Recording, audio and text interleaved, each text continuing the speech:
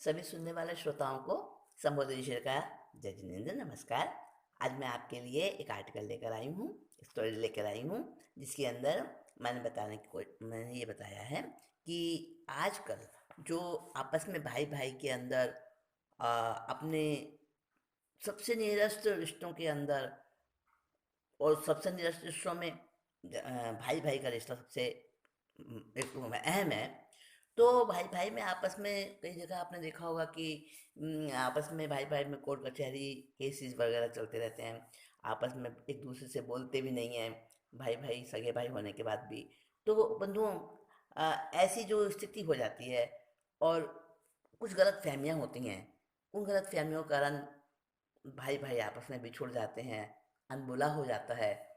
तो वो जो है कैसे दूर हो सकता है, उसके लिए एक मैंने इसमें सॉल्यूशन दिया है थोड़ा सा। तो बड़ा अच्छा आर्टिकल है, आपको पसंद आएगा, सुनिएगा। वृंदा, वृंदा, वृंदा। ओह, तू यहाँ लान लॉन में बैठी है, इतनी देर से बुला रही हूँ, बोलती भी तो नहीं है। अरे, अरे क्या हुआ? अरे तू तो रो रही है। क्या हो, क्या हुआ वृंदा? वृंदा क्या हुआ? बता तो, बोल ना भाई। हुआ क्या भाई आखिर? मुझे भी नहीं बताएगी वृंदा, बता दो सही। वृंदा, देख वृंदा, तंग मत कर वृंदा, प्लीज। प्लीज कुछ तो बोलना, बता ना क्या हुआ। तुझे मेरी कसम, वो वो वो तन्वी, तन्वी, वो भैया के साथ, भैया के साथ जब मैं ना बाइक बाइक पर आई ना, तो अरे, अरे तो रोज ही तो तेरे बड़े भाई साहब बाइक पर तुझे कॉलेज छोड़ने आते हैं। तन्वी, तन्वी, बड़े भाई साहब नहीं नहीं, बड़े भैया पर, बड़े भैया। अरे तू उन्हें बड़े भाई साहब ही तो बोलती है ना भाई। मगर मगर आज से मैंने उन्हें बड़े भैया कहना शुरू कर दिया है। आज से? हाँ, मेरा मतलब है कि अभी अभी मैंने उन्हें बड़े भैया कहा, बड़े भैया कहा मैंने उन्हें। लेकिन लेकिन रोने का रीजन तो बोल। उहुं, तन्वी इसलिए तो रोई मैं, यानी कि तूने उन्हें बड़े भैया कहकर पुकारा इसलिए रोई। उहुं, अजीब पहेली है, मेरे पल्ले कुछ नहीं पड़ा भाई। देख देख देख तन्वी, मैं तुझे सब बताती हूँ तन्वी।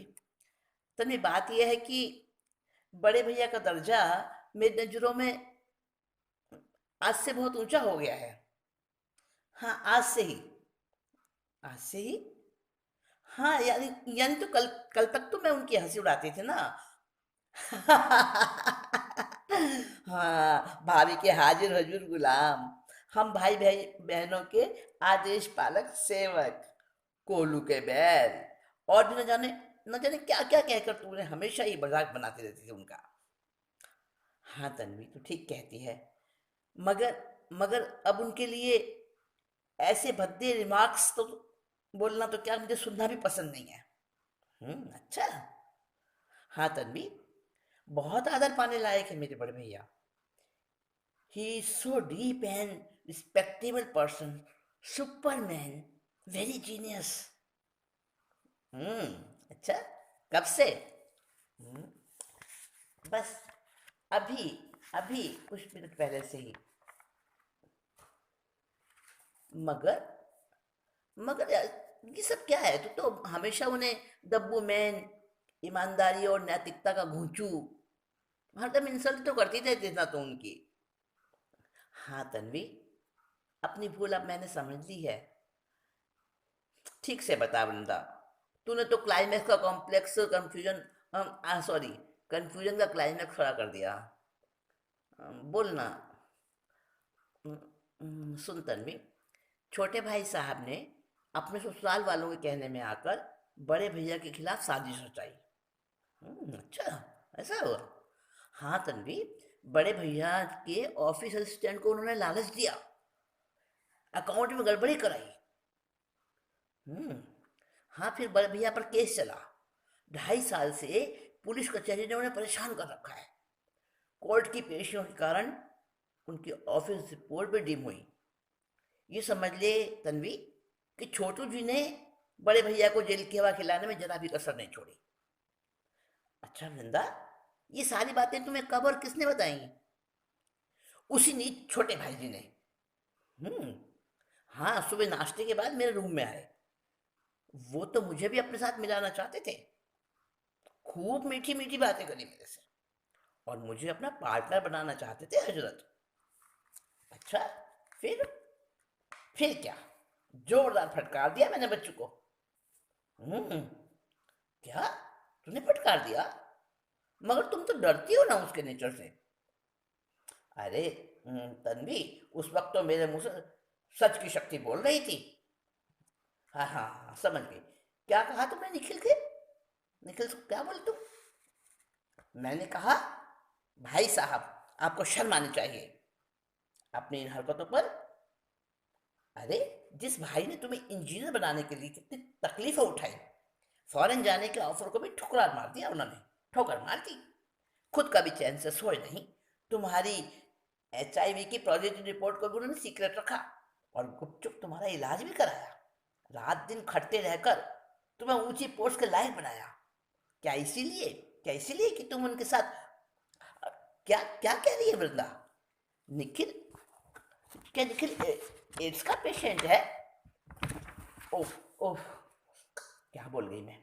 सॉरी। तन्वी, प्रॉमिस करो तन्वी कि छोटी भाभी तक निखिल भाई के HIV पॉजिटिव होने की बात नहीं जाएगी। प्रॉमिस, प्रॉमिस में तन्वी। मैं वादा करती हूँ वृंदा। मगर मुझे भी सुनकर बड़ी हैरानी हो रही है। एड्स से उन्हें? हाँ तन्वी, उनके बहकते कदमों ने उन्हें एड्स का इनाम दे दिया। मगर मगर मगर तन्वी, तुम किसी से कहना नहीं, वरना वरना तो उनकी गृहस्थी उजड़ जाएगी तन्वी। तो बेफिक्र है बंदा, ये सीक्रेट मेरे तक ही रहेगा। हाँ, आगे की बात तो बता। हाँ तन्वी, भाईजान को मुझसे ऐसी खरी खरी सुनने की होप नहीं थी। उनके तो चेहरे का रंग उतर गया। झटपट खिसक गए मेरे रूम से। अच्छा, फिर क्या हुआ? फिर क्या हुआ, थोड़ी देर के बाद छोटी भाभी ने भी आकर मेरे ऊपर जाल फैलाना चाहा। मगर उनकी भी दाल नहीं गली मेरे सामने। फिर रिक्वेस्ट करने लगी, हाथा जोड़ी करने लगी कि इस राज को ओपन मत करना, मम्मी से, बड़े भैया से मत कहना। अरे, हम दोनों तो तुम्हारा भला सोच रहे हैं। भला सोच रहे हैं। भला सोचने वाले तो वो ही हैं जैसे। सारी बातें बताई। लेकिन तन्वी, लेकिन लेकिन लेकिन वृंदा, तुम रोई क्यों? ये नहीं बताया तुमने अभी तक। तन्वी, तुम्हें तो पता ही है कि बड़े भैया रोज मुझे कॉलेज छोड़ने आते हैं। हाँ, तो हर रोज जो आते हैं, कभी कभी टाइम की शॉर्टेज होने पर भी आते हैं। एक आध बार छोटे से कहा, तुम छोड़ के आ जाओ, मगर मगर हजरत साफ इनकार हो गए। हाँ वृंदा, ये तो मुझे पता है। पर आज क्या हुआ? आज वृंदा, आज, हाँ हाँ तन्वी, हम दोनों आज बाइक पर रोड पर आ रहे थे। जैसे ही हम कॉलेज रोड के अंदर आए तो तभी भैया के एक फ्रेंड मिल गए। तो उन्होंने अपनी बाइक रोकी और दोनों की बातचीत से मुझे मालूम हुआ कि निखिल भाई के ऊपर हीरो की स्मगलिंग का केस बनने वाला था। हम्म, ऐन वक्त पर बड़े भैया ने सारा मामला संभाल लिया, केस बनने से बचा दिया और जेल में चक्की पीसने से बचा दिया बच्चों को। फिर भी निखिल को अकल नहीं आई। अरे तन्वी, बड़े भैया ने सब कुछ चुपचाप रहकर किया, किसी को बताया भी नहीं। और छोटे को तो अभी भी नहीं मालूम है कुछ भी। उफ, रियली ग्रेट मैन। भाई की खातिर कितना बड़ा सेक्रीफाइस करते हैं। तन्वी, भैया और उनके फ्रेंड की बातों से ही मैं सच्चाई जान पाई। भाई, फिर तो मुझसे सब्र नहीं हुआ। उसी समय बड़े भैया को मैंने आज सुबह की घटना, यानी यानी छोटू महाशय की सारी हकीकत डिटेल से बता जाना। ओ वृंदा, गजब कर दिया तूने, सब बता दिया। हाँ बता दिया, लेकिन लेकिन तू उनकी महानता तो सुन तन्वी, उनकी उदारता तो देख। तो गुस्सा नहीं किया उन्होंने निखिल के ऊपर? नहीं रे, पहले तो बड़ी तसल्ली से मेरी सारी बातें सुनी, फिर बोले, बड़े आराम से बोले, वृंदा मुझे कुछ नहीं होगा, तू बिल्कुल मत घबरा, निखिल तो नादान है, छोटा है ना, सो उसकी अकल का साइज भी अभी छोटा है। ऐसा बोले भैया? हाँ तन्वी, मैंने पूछा आपको बुरा नहीं लगा भैया? हाँ तो फिर क्या कहा उन्होंने? आ, तन्वी फिर वो बोले, उसका काम वो करे, मेरा काम तो मुझे करना है, मुझे मेरा फर्ज निभाना है।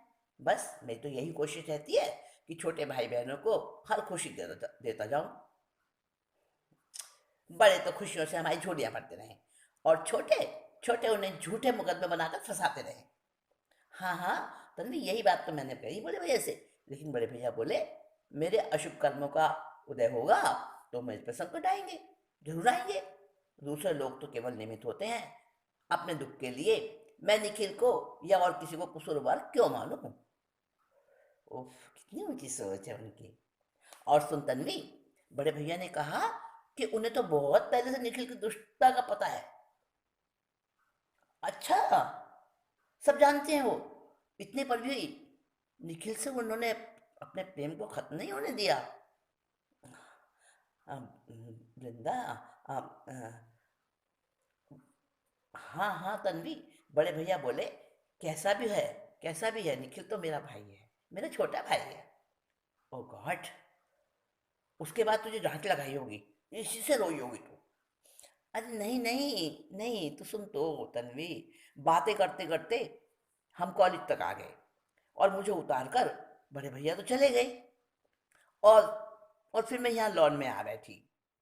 बीते दिनों की घटनाएं, बड़े भैया के लिए मेरी निगेटिव थिंकिंग, मेरा उनके प्रति तिरस्कार भरा भाव, इंसल्टिंग इंसल्टिंग रिमार्क्स, और उनका स्नेह भरा व्यवहार, मम्मी और बड़े भाभी के बीच हमेशा सेतु बनना, बचपन से लेकर अब तक की सारी घटनाएं फिल्म की तरह मेरे सामने घूमने लगी तन्वी।